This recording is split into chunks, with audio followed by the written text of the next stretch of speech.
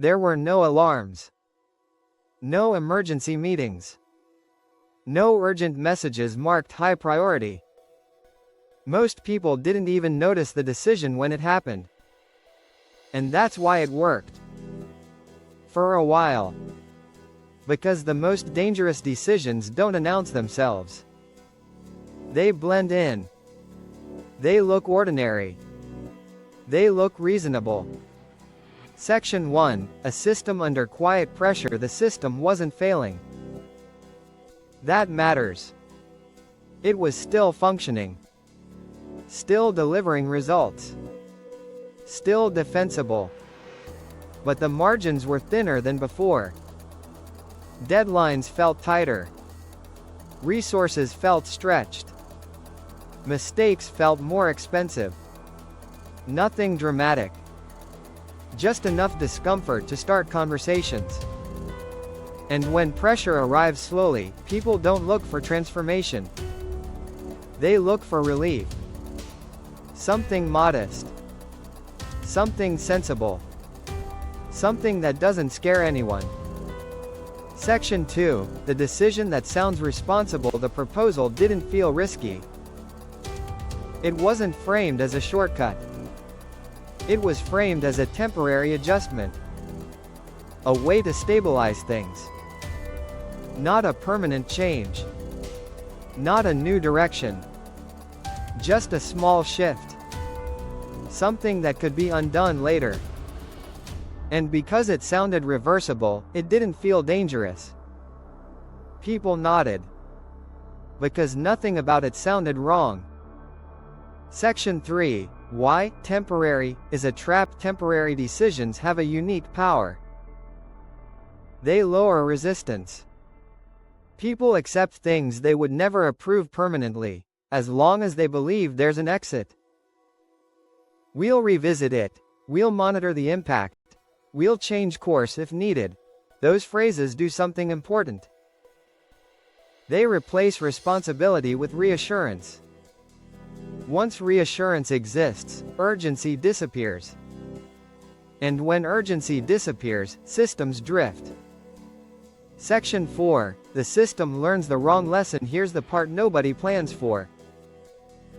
The system adapts. Processes reorganize around the decision. People optimize their behavior. Dependencies form quietly. What was meant to be temporary becomes efficient. And efficiency feels like success. At this point, reversing the decision doesn't just mean going back. It means disrupting everything that has grown around it. So nobody rushes. Because nothing is visibly broken yet. Section 5, the boring moment that matters most. The point of no return doesn't arrive with conflict. It arrives during something routine. A policy update. A procedural change. A line rewritten for clarity. No one argues. No one objects. But that moment locks the system in place. From now on, undoing the original decision isn't impossible. It's just expensive. And expensive fixes are the ones people delay the longest. Section 6, damage without a clear cause. The problems don't appear where anyone expects. They surface downstream. In performance. In quality. In trust. Each issue looks isolated. So each one gets its own fix. A workaround. A patch.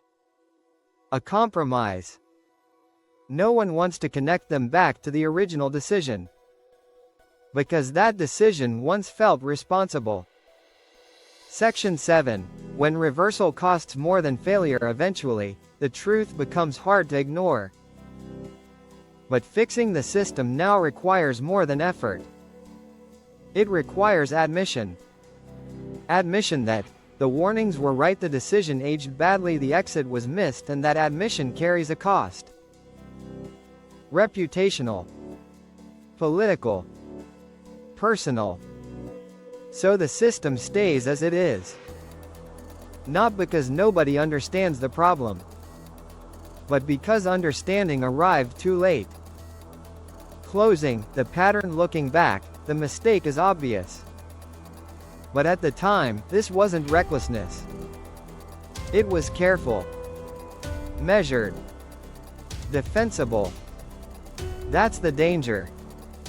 The decisions that destroy systems rarely look wrong when they're made.